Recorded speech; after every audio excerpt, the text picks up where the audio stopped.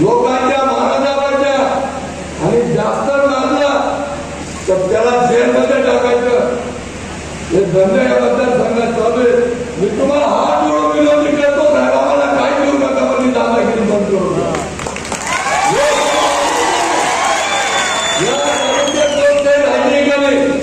तुम्हाला सांगतो, उद्याच्या काळात मला जेलमध्ये टाकणारे, माझ्या पोरांना जेलमध्ये टाकणारे, माझ्या पत्रकारांना जेलमध्ये एवढी दादागिरी दादासाहेबांना जेलमध्ये टाकले.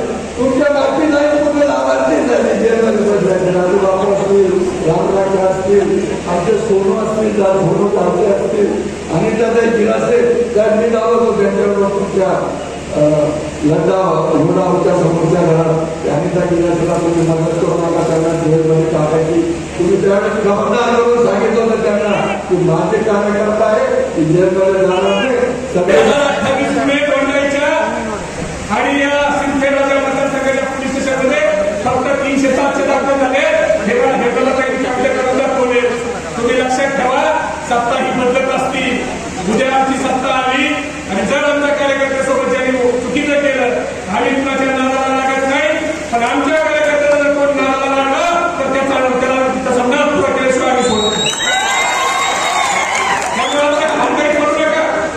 तुम्हाला जयकुमार रावणाच्या लंकेमधून पगार नाही, तुम्हाला या सर्वसामान्य माणसाच्या टॅक्समधून सरकार पगार देतं. तुम्ही सरकारचे नोकर आहात तर रावणाचे नाही. आणि आता जयकुमार रावणाकडून कामराज बाजूला आले. काम त्यांचं तमाम होणारच आहे आणि राज करायचे योग आता त्यांचे गेलेले आहेत. त्याच्यामुळे आता त्यांचा जयकुमारचा पराजय कुमार 2024 मध्ये होणार.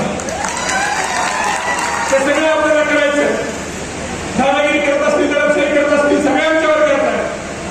पण एक गोष्ट मित्रांनो लक्षात ठेवा, सीना तान के गलत तो गलत कहो, सीना तान के गलत तो गलत कहो, तारीख गिलरों की लिखी जाती है, दल्लों की नहीं.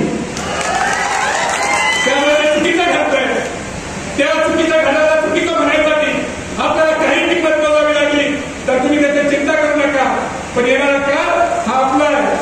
आपण सगळ्यांनी फक्त एकत्र एकसंघपणे राहिलं पाहिजे, तरच रावणाची लंका हा आपल्याला उद्ध्वस्त करता येईल.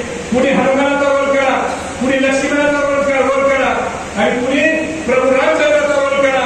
हे केल्याशिवाय आणि बाकीची आपली ही वानर सेना